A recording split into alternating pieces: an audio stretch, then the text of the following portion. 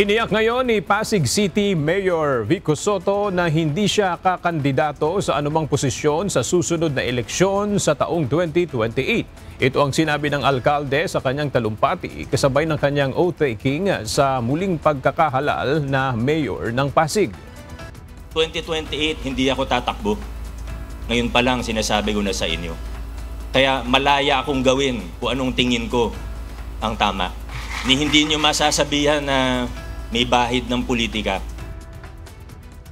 Samantala, bagaman sinabi ni Sotto na handa itong makipagtulungan sa kanyang mga katunggali at kritiko sa politika sa ikaaayos ng lungsod ng Pasig, mariin itong sinabi na pananagutin ang mga ito sa mga hindi na bayarang buwis at iba pang issue ng korupsyon.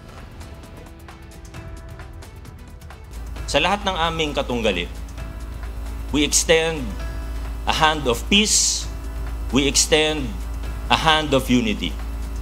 Kung maaari, magtulungan tayo para sa ikagaganda ng ating lungsod. Ngunit,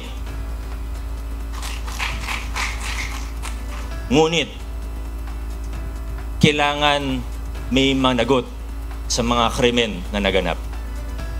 Yung bilyon-bilyong piso ng buwis na utang ninyo sa nasyonal at lokal na pamahalaan, bayaran ninyo. Di po ako galit. Nagpapaliwanag lang. Tatayuan po natin kung ano ang tama. Handa po akong makipagkasundo. Kaya natin makipagtrabaho kahit kanino. Tutulungan ko pa sila. Ayusin lang nila ang mga problema nila sa BIR at sa business taxes sa ating lokal na pamahalaan. Simple lang po ang aking kondisyon.